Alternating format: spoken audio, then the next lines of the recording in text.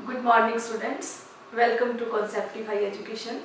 तो स्टूडेंट्स, आज मैं आपके लिए एक बिल्कुल अलग तरह की मोटिवेशनल वीडियो लेके आई हूँ। आपसे कुछ बातें शेयर करना है।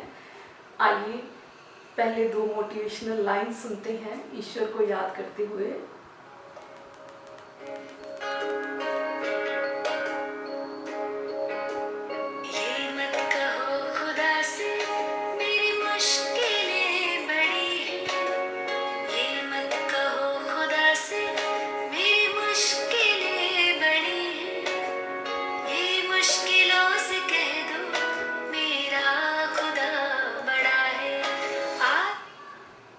ये मत कहो खुदा से मेरी मुश्किलें बड़ी हैं, ये मुश्किलों से कह दो मेरा खुदा बड़ा है। तो आज मैं आपको यही बताने के लिए आई हूँ कि सफलता के सूत्र क्या हैं।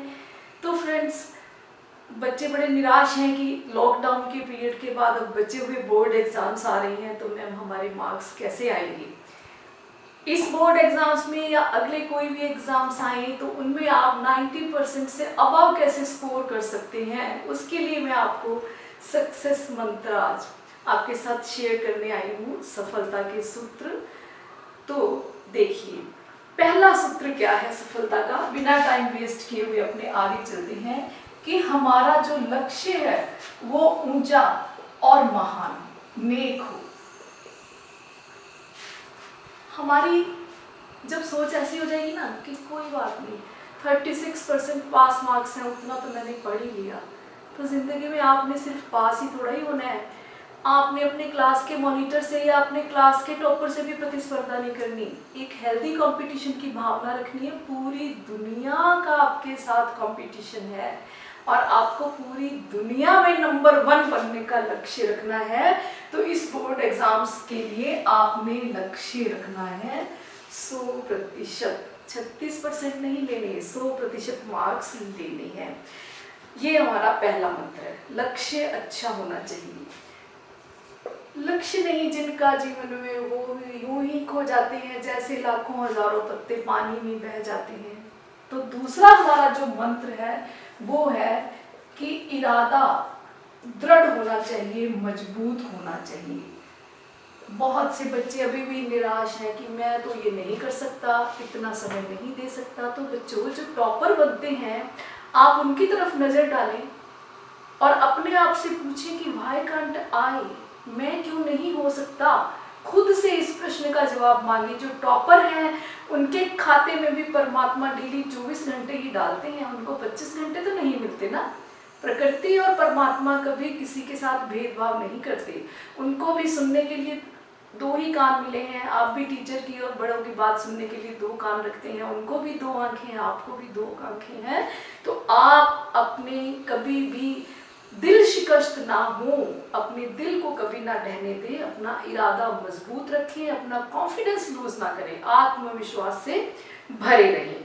हमारा अब तीसरा मंत्र क्या है पढ़ने के लिए, इरादा मजबूत रखें और साथ में अपने आत्मविश्वास को जो है, अपने सेल्फ कॉन्फिडेंस को बुलंद रखें। बिल्कुल दिल शिकस्त कभी भी ना हो कि मैं नहीं कर सकता, बल्कि अपने आप से प्रश्न, मैं क्यों नहीं कर सकता।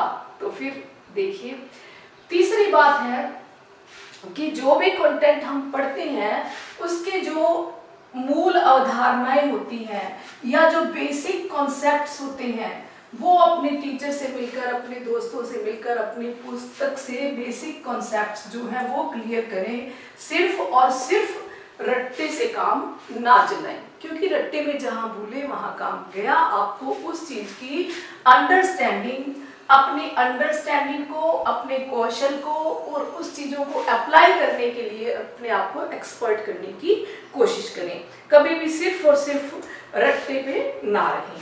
चौथा जो मंत्र है वो है प्रैक्टिस एंड रिवीजन।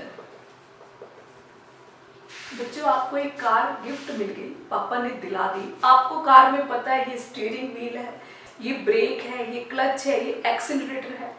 आप कार में बैठ के चला लोगे? सब कुछ पता है, थ्योरी सारी पता है, फिर भी आप कार नहीं चला सकते। वो कैसे चलेगी?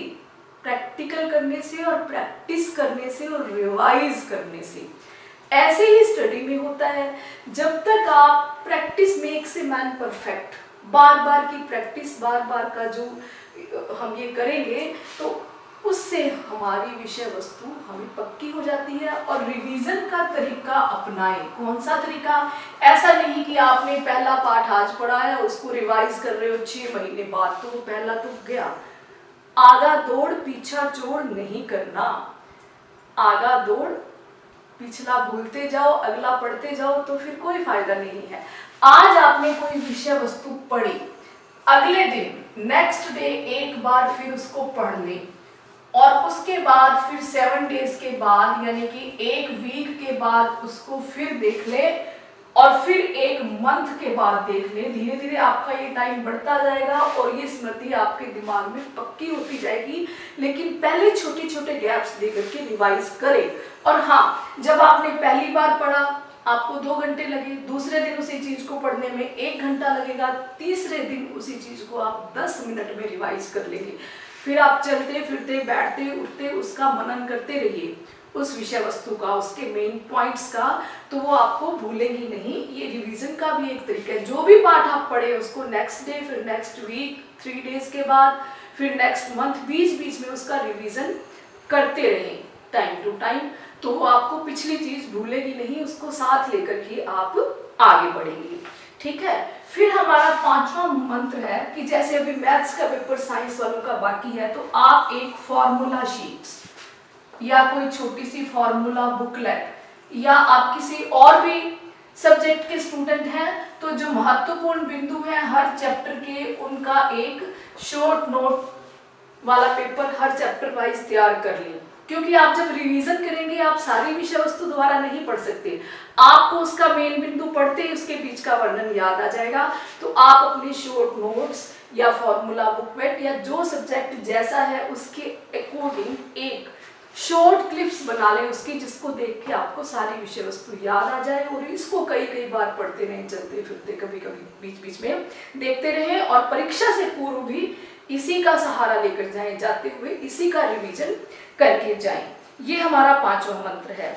और हमारा 6ठा जो फॉर्मूला है कि अपने आसपास के वातावरण को बहुत ही सुखद, जहां आप बैठ करके पढ़ रहे हैं, पढ़ाई की बात कर रही हूँ, बहुत ही सुखद और शांत, और जहां पर किसी प्रकार की कोई डिस्टरबेंस ना हो, हेल्दी एक जो वातावरण होता है उसमें आपको पढ़ना है बैठ करके, बिना डिस्टरबेंस वाले में।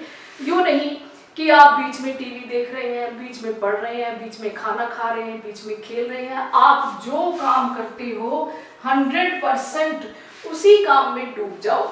आप अपना टाइम टेबल बना लो, जब आप पढ़ रहे हैं तो पढ़ रहे हैं, जब आप खा रहे हैं तो खा रहे हैं, सभी काम इकट्ठे करेंगे तो कोई भी काम सही तरीके से नहीं हो पाएगा। तो आप जिस वातावरण में पढ़ रहे हैं वो शांत और सुखद होना चाहिए। बीच बीच में गैजेट्स, कभी मोबाइल उठा लिया, कभी टीवी डिस्टर्ब कर रहा है, कभी कोई मैसेज देख रहे हैं, ये सब नहीं करना। आपको एकाग्र होकर के पढ़ना है।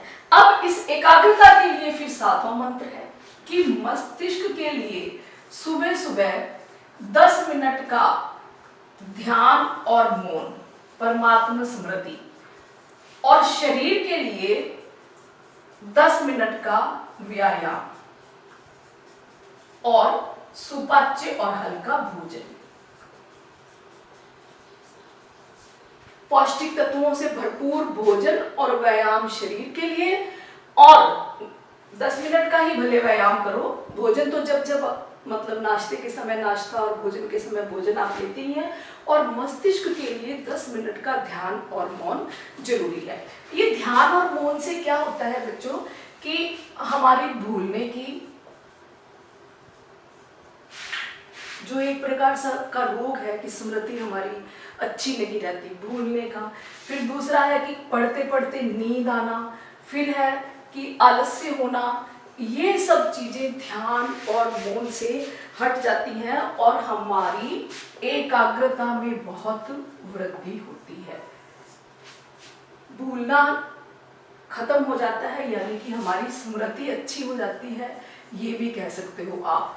तो ये मौन और ध्यान से हमारे अंदर ये चेंजेज आती हैं कि हमारी एकाग्रता बढ़ती है, हमारी स्मृति अच्छी हो जाती है, हमारा मस्तिष्क शांत हो जाता है, बिल्कुल नींद आने की बीच बीच में जो है और आलस्य की जो प्रवृत्ति है वो खत्म हो जाती है।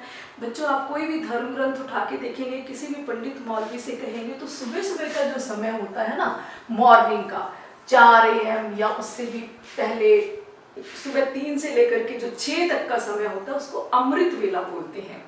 ऐसा कहते हैं कि उस अमृत वेला के अंदर वातावरण बहुत ही सुखद होता है और उसमें पावरफुल वातावरण होता है। तब हम शक्तियां गेन कर सकते हैं परमात्मा की तरफ से मौन और ध्यान में।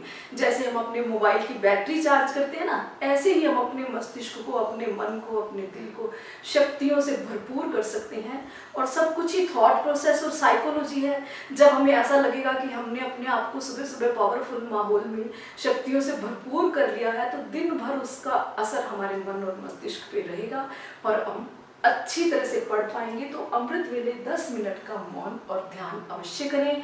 और early to bed early to rise makes a man healthy wealthy and wise, इसलिए भी पढ़ाई करने का भी एक बढ़िया 8वां जो सूत्र है कि एक बढ़िया सा टाइम टेबल होना चाहिए। वही इसी के साथ रिलेटेड ही है कि आप सुबह जल्दी उठ के पढ़ें, इसलिए कि रात को 2 बजे तक पढ़ रहे हैं और फिर सुबह 9 बजे उठ रहे हैं, जिससे हमारा भोजन भी सही तरीके से नहीं पच पाता और हम दिन भर आलस्य में और अशांत सा मन रहता है। तो ये सब नहीं होना चाहिए।